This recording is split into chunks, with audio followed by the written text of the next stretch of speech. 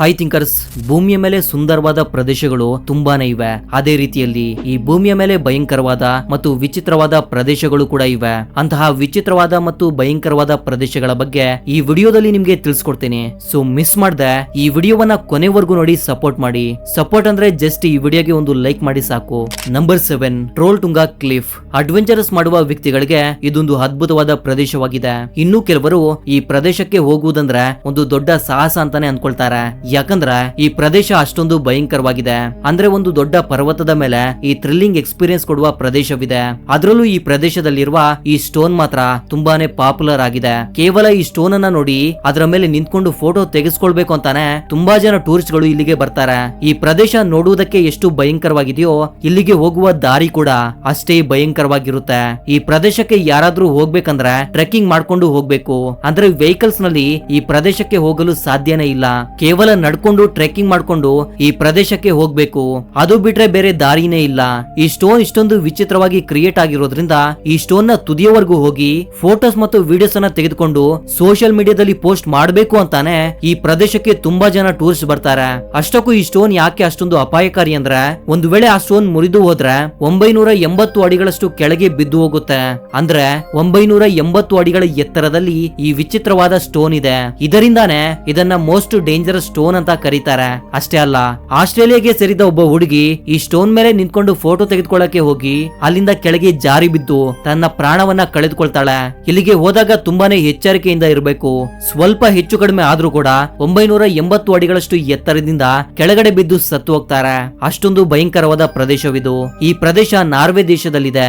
Number 6, the great blue hole. Central ಅಮೆರಿಕಾದಲ್ಲಿರುವ ಬೆರಿಜಿನ್ ಸಿಟಿಯಲ್ಲಿ ಒಂದು ಅದ್ಭುತವಾಗಿ ಕಾಣುವ ಭಯಂಕರವಾದ ಪ್ರದೇಶವಿದೆ.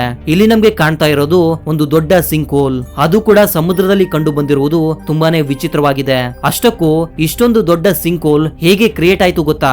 ಐಸೇಜ್ ಕಾಲದಲ್ಲಿ ಈ ಸಮುದ್ರದ ನೀರಿನ ಮಟ್ಟ ಕಡಿಮೆಯಾಗಿತ್ತು. ಆ ಸಮಯದಲ್ಲಿ ಈ ಸಿಂಕ್ ಹೋಲ್ ಅನ್ನೋದು ಕ್ರಿಯೇಟ್ ಆಗಿದೆ.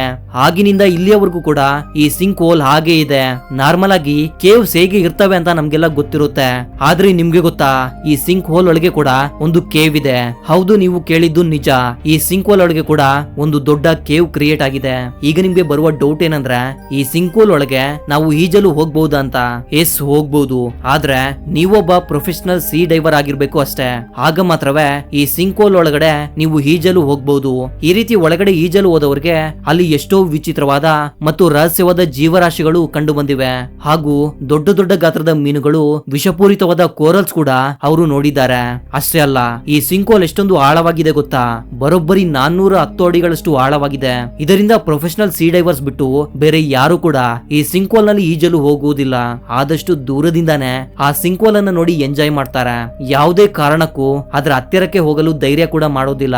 Number 5, volcano boarding. ಸೆಂಟ್ರಲ್ ಅಮೆರಿಕಾದಲ್ಲಿರುವ ನಿಕರ್ಗಾವಾ ಅನ್ನುವ ದೇಶದಲ್ಲಿ ಸೆರ್ರೋ ನೆಗ್ರೋ ಅನ್ನುವ ಆಕ್ಟಿವ್ ವಾಲ್ಕನೋ ಇದೆ. ಆದ್ರೆ ಈ ಅಪಾಯಕಾರಿ ಜ್ವಾಲಾಮುಖಿಯ ಬಳಿ ತುಂಬಾನೇ ಹೆಚ್ಚು ಟೂರಿಸ್ಟ್ ಗಳು ಬರ್ತಾರೆ. ಅದಕ್ಕೆ ಕಾರಣವೇನು ಗೊತ್ತಾ? ಆ ವಾಲ್ಕನೋ ಮೇಲಿಂದ ಈ ರೀತಿ ಕೆಳಗೆ ಜಾರುವುದಕ್ಕೆ ಬರ್ತಾರೆ. ಈ ಥ್ರಿಲ್ಲಿಂಗ್ ಮೂವ್ಮೆಂಟ್ ಅನ್ನ ಎಕ್ಸ್ಪೀರಿಯನ್ಸ್ ಮಾಡುವುದಕ್ಕೆ ಅಲ್ಲಿ ಸುತ್ತಮುತ್ತ ಇರುವ ಸಿಟಿಗಳಿಂದ ತುಂಬಾ ಜನ ಬರ್ತಾರೆ.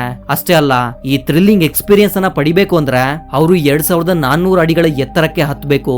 ನಂತರ ಮೇಲಿಂದ ಕೆಳಗಡೆ ಈ ರೀತಿಯಲ್ಲಿ ಬೋಟಿಂಗ್ ಮಾಡುತ್ತಾ ಬರಬೇಕು.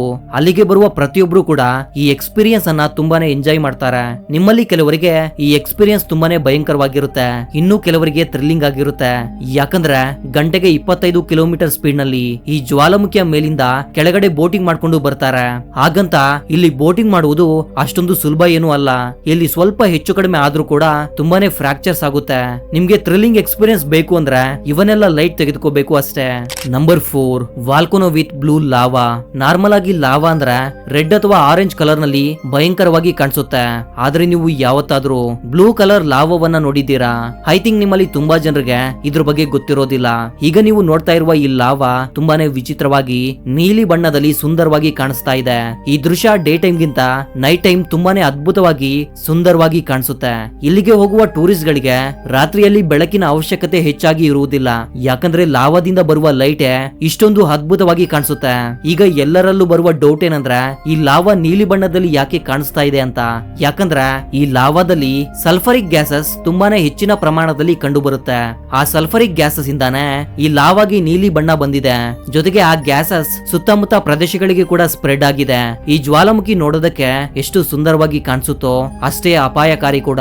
ಆ ಪ್ರದೇಶದಲ್ಲಿರುವ ಸಲ್ಫರಿಕ್ ಗ್ಯಾಸಸ್ ತುಂಬಾನೇ ಅಪಾಯಕಾರಿಯಾಗಿರುತ್ತೆ. ಅಂದ್ರೆ ಈ ಪ್ರದೇಶಕ್ಕೆ ಮನುಷ್ಯರು ಹೋಗುವುದು ತುಂಬಾನೇ ಅಪಾಯಕಾರಿ. ಆದ್ರೆ ಇಲ್ಲಿ ಸಿಗುವ ಸಲ್ಫರಿಕ್ ಗಾಗಿ ತುಂಬಾ ಜನ ವರ್ಕರ್ಸ್ ಇಲ್ಲಿ ಪ್ರತಿದಿನ ಕೆಲಸ ಮಾಡ್ತಾರೆ. ಇದರಿಂದ ಲಾಂಗ್ ಟರ್ಮ್ ನಲ್ಲಿ ಆ ವರ್ಕರ್ಸ್ ಗೆ ತುಂಬಾ ಹೆಲ್ತ್ ಪ್ರಾಬ್ಲಮ್ಸ್ ಕಂಡು ಬರುತ್ತೆ. ಈ ಭಯಂಕರವಾದ ಪ್ರದೇಶ ಇಂಡೋನೇಷ್ಯಾದಲ್ಲಿದೆ. ರೀಸೆಂಟ್ ಆಗಿ ಕನ್ನಡದ ನಂಬರ್ 1 ವ್ಲಾಗರ್ ಆಗಿರುವ ಡಾಕ್ಟರ್ ಬ್ರೋ ಅವರು ಕೂಡ ಈ ವಾಲ್ಕೋನಾಗಿ ವಿಸಿಟ್ ಮಾಡಿದ್ರು. Number 3 Neskowin ghost forest. Oregon ನಲ್ಲಿರುವ ಟೆಲ್ಮುಕ್ ಅನ್ನುವ ಸಿಟಿ ಔಟ್ಸೈಡ್ ನಲ್ಲಿ ಒಂದು ಭಯಂಕರವಾದ ಗೋಸ್ಟ್ ಫಾರೆಸ್ಟ್ ಇದೆ. ನೂರಾರು ವರ್ಷಗಳ ಹಿಂದೆ ಈ ಪ್ರದೇಶದಲ್ಲಿ ಸುಂದರವಾದ ಸಮುದ್ರ ತೀರ ಮತ್ತು ಅಷ್ಟೇ ಸುಂದರವಾದ ಅರಣ್ಯ ಕೂಡ ಇತ್ತು. ಆದ್ರೆ ಒಂದು ದಿನ ಇಲ್ಲಿ ಭಯಂಕರವಾದ ಸುನಾಮಿ ಬಂದು ಆ ಅರಣ್ಯವನ್ನ ಪೂರ್ತಿಯಾಗಿ ನಾಶ ಮಾಡುತ್ತೆ. ಆ ಸುನಾಮಿ ಎಷ್ಟೊಂದು ಭಯಂಕರವಾಗಿತ್ತು ಅಂದ್ರೆ ಆ ಅರಣ್ಯದಲ್ಲಿದ್ದ ಒಂದೊಂದು ಮರದ ಎತ್ತರ ಬರೋಬ್ಬರಿ 100ರಿಂದ 300 ಅಡಿಗಳಷ್ಟು ಎತ್ತರವಿದ್ವು. ಅಷ್ಟೊಂದು ದೊಡ್ಡ ಮರಗಳನ್ನ ಕೂಡ ಆ ಸುನಾಮಿ ನಾಶ ಮಾಡಿತ್ತು. ಈ ಪ್ರದೇಶಕ್ಕೆ ಗೋಸ್ಟ್ ಫಾರೆಸ್ಟ್ ಅನ್ನುವ ಹೆಸರು ಯಾಕೆ ಬಂತು ಅಂದ್ರೆ ಆಗಿನ ಕಾಲದಲ್ಲಿದ್ದ ದೊಡ್ಡ ದೊಡ್ಡ ಮರಗಳು ಈಗಲೂ ಕೂಡ ಸಮುದ್ರ ತೀರದಲ್ಲಿ ಈ ರೀತಿ ಕಂಡು ಬರ್ತಿವೆ. ಇನ್ನು ದೂರದಿಂದ ನೋಡಿದ್ರೆ ಒಂದು ಭಯಂಕರವಾದ ಪ್ರದೇಶದ ರೀತಿಯಲ್ಲಿ ಕಾಣುತ್ತೆ. ಇದರಿಂದ ಈ ಪ್ರದೇಶವನ್ನ ಗೋಸ್ಟ್ ಫಾರೆಸ್ಟ್ ಅಂತ ಕರೀತಾರೆ. ಹೆಸರಲ್ಲಿ ಮಾತ್ರವೇ ಗೋಸ್ಟ್ ಇದೆ ಅಷ್ಟೇ. ನಿಜವಾಗ್ಲೂ ಈ ಪ್ರದೇಶದಲ್ಲಿ ಯಾವುದೇ ಗೋಸ್ಟ್ ಅನ್ನೋದು ಇಲ್ಲ. ಇದರಿಂದ ಈ ಪ್ರದೇಶ ಸುಂದರವಾದ ಗೋಸ್ಟ್ ಫಾರೆಸ್ಟ್ ಅಂತ ಪಾಪ್ಯುಲರ್ ಆಗಿದೆ. Number 2 the pulpit rock. ನಾರ್ವೆ ದೇಶವನ್ನ ಪ್ರಪಂಚದ ಅತ್ಯಂತ ಸುಂದರವಾದ ದೇಶಗಳ ಲಿಸ್ಟ್ ನಲ್ಲಿ ಸೇರಿಸಲಾಗಿದೆ. ಇಲ್ಲಿರುವ ಬೆಟ್ಟ ಗುಡ್ಡಗಳು ತುಂಬಾನೇ ಆಕರ್ಷಣೀಯವಾಗಿವೆ. ಅದರಲ್ಲೂ ಈ ಪಲ್ಪಿಟ್ ರಾಕ್ ನಾರ್ವೆ ದೇಶದಲ್ಲಿರುವ ಅತ್ಯಂತ ಪಾಪ್ಯುಲರ್ ಆಗಿರುವ ಪ್ರದೇಶ. ಇದು ತುಂಬಾನೇ ದೊಡ್ಡ ಬೆಟ್ಟ ಆಗಿರೋದ್ರಿಂದ ಇಲ್ಲಿಗೆ ಹೋಗಲು ನೀವು ಬರೋಬ್ಬರಿ 7 ಕಿಲೋಮೀಟರ್ ನಡಿಬೇಕು. ಆಗ ನಿಮ್ಗೆ ಈ ಬೆಟ್ಟದ ತುದಿ ಕಾಣಿಸುತ್ತೆ. ಅಲ್ಲಿ ನಿಂತ್ಕೊಂಡು ನೋಡಿದ್ರೆ ತುಂಬಾ ಅದ್ಭುತವಾದ ದೃಶ್ಯ ಕಾಣಿಸುತ್ತೆ. ಹಾಗೆ ಈ ಪ್ರದೇಶ ತುಂಬಾನೇ ಭಯಂಕರವಾಗಿದೆ. ಈ ಬೆಟ್ಟದ ತುದಿಯಲ್ಲಿ ಫೋಟೋಸ್ ತೆಗೆಸ್ಕೊಳ್ಬೇಕು ಅಂತ ಬಂದವರಲ್ಲಿ ತುಂಬಾ ಜನ ಕೆಳಗೆ ಜಾರಿ ಬಿದ್ದು ಸತ್ತು ಹೋಗಿದ್ದಾರೆ. ಇದರಿಂದ ನಾರ್ವೆ ದೇಶದ ಗವರ್ನಮೆಂಟ್ ಈ ಬೆಟ್ಟದ ತುದಿಯಲ್ಲಿ ಸ್ಟೀಲ್ ರೇಲಿಂಗ್ ಹಾಕ್ಬೇಕು ಅಂತ ಡಿಸೈಡ್ ಆಗುತ್ತೆ. ಆದ್ರೆ ಅದರಿಂದ ಈ ಬೆಟ್ಟದ ಪ್ರಾಕೃತಿಕ ಸೌಂದರ್ಯ ಹಾಳಾಗುತ್ತೆ ಅಂತ ಹೇಳಿ ಈ ನಿರ್ಧಾರವನ್ನ ಕೈ ಬಿಡುತ್ತೆ. ಈ ಬೆಟ್ಟದ ತುದಿಯಲ್ಲಿ ನಿಂತ್ಕೊಂಡ್ರೆ ಇದೇ ಭೂಮಿಯ ಕೊನೆ ಅಂತ ಕೂಡ ನಮ್ಗೆ ಫೀಲ್ ಆಗುತ್ತೆ. ಅಷ್ಟೊಂದು ಅದ್ಭುತವಾಗಿದೆ ಈ ಪ್ರದೇಶ. ಈ ಬೆಟ್ಟದ ತುದಿಯನ್ನ ನೋಡಲು ಬರುವ ಟೂರಿಸ್ಟ್ ಗಳು ತುಂಬಾನೇ ಎಚ್ಚರಿಕೆಯಿಂದ ಇರಬೇಕು. ಸ್ವಲ್ಪ ಹೆಚ್ಚು ಕಡಿಮೆ ಆದ್ರೂ ಕೂಡ ಪಾತಾಳಕ್ಕೆ ಬಿದ್ದು ಸತ್ತು ಹೋಗ್ತಾರೆ. ಆದ್ರೂ ಕೂಡ ಇಲ್ಲಿಗೆ ಬರುವ ಟೂರಿಸ್ಟ್ ಗಳು ಈ ಬೆಟ್ಟದ ತುದಿಯಲ್ಲಿ ಕೂತ್ಕೊಂಡು ಅಲ್ಲಿ ಕಾಣುವ ದೃಶ್ಯವನ್ನ ನೋಡಿ ಎಂಜಾಯ್ ಮಾಡ್ತಾರೆ. Number 1 external flame falls. New York state ನಲ್ಲಿ ಬಫಲೋ ಅನ್ನೋ ಸಿಟಿ ಇದೆ. ಹೌದು, ನೀವು ಕೇಳಿದ್ದು ನಿಜ. ಬಫಲೋ ಅನ್ನುವ ಸಿಟಿ ಕೂಡ ಇದೆ. ಇದರ ಹೆಸರು ಎಷ್ಟು ವಿಚಿತ್ರವಾಗಿದೆಯೋ ಅಷ್ಟೇ ವಿಚಿತ್ರವಾದ ಒಂದು ವಾಟರ್ ಫಾಲ್ ಈ ಸಿಟಿಯಲ್ಲಿದೆ. ಚೆಸ್ನಟ್ ರಿಚ್ ಪಾರ್ಕ್ ನಲ್ಲಿರುವ ಈ ವಾಟರ್ ಫಾಲ್ ಮಧ್ಯದಲ್ಲಿ ಬೆಂಕಿ ಹುರಿಯುತ್ತಿದೆ. ಅದು ಕೂಡ ಕೆಲವು ವರ್ಷಗಳಿಂದ ನಾನ್ ಸ್ಟಾಪ್ ಆಗಿ ಹುರಿತಾ ಇದೆ. ಈ ದೃಶ್ಯವನ್ನ ನೋಡಿದ ವಿಜ್ಞಾನಿಗಳು ತುಂಬಾನೇ ಆಶ್ಚರ್ಯ ಪಡ್ತಾರೆ. ನಾರ್ಮಲ್ ಆಗಿ ನೀರಿನ ಮಧ್ಯದಲ್ಲಿ ಬೆಂಕಿ ಹಚ್ಚುವುದು ಆಲ್ಮೋಸ್ಟ್ ಇಂಪಾಸಿಬಲ್ ಅಂತದ್ರಲ್ಲಿ ಒಂದು ವಾಟರ್ ಫಾಲ್ ಮಧ್ಯೆ ಈ ಬೆಂಕಿ ಹೇಗೆ ಉರಿತಾ ಇದೆ? ನಿಮ್ಗೆಲ್ಲ ಗೊತ್ತಿರೋ ಹಾಗೆ ಭೂಮಿ ತುಂಬಾ ಲೇಯರ್ಸ್ ಗಳಿಂದ ಕ್ರಿಯೇಟ್ ಆಗಿದೆ. ಅದೇ ರೀತಿಯಲ್ಲಿ ಅಲ್ಲಿರುವ ಭೂಮಿ ಕಂಪಿಸಿದಾಗ ಅಲ್ಲಿ ಒಂದು ಆಳವಾದ ರಂಧ್ರ ಕ್ರಿಯೇಟ್ ಆಗಿದೆ. ಆ ರಂಧ್ರದಿಂದ ನಾನ್ ಸ್ಟಾಪ್ ಆಗಿ ಕೆಲವು ಗ್ಯಾಸಸ್ ರಿಲೀಸ್ ಆಗ್ತಿವೆ. ಇದರಿಂದ ಆ ಬೆಂಕಿ ಕೂಡ ನಾನ್ ಸ್ಟಾಪ್ ಆಗಿ ಉರಿತಾನೆ ಇದೆ. ತುಂಬಾ ಜನ ಈ ವಿಷಯ ಗೊತ್ತಿಲ್ಲದೆ ಇಲ್ಲಿ ಯಾವುದೋ ಕಾಣದ ಶಕ್ತಿ ಇದೆ ಅಂತ ತಪ್ಪು ಪ್ರಚಾರ ಮಾಡ್ತಿದ್ದಾರೆ. So that was info my dear thinkers. ಮತ್ತೊಂದು ಇಂಟ್ರೆಸ್ಟಿಂಗ್ ಆದ ವಿಡಿಯೋ ಜೊತೆ ಮತ್ತೆ ಸಿಗ್ತೀನಿ. ಅಲ್ಲಿವರೆಗೂ ಜೈ ಹಿಂದ್, ಜೈ ಕರ್ನಾಟಕ.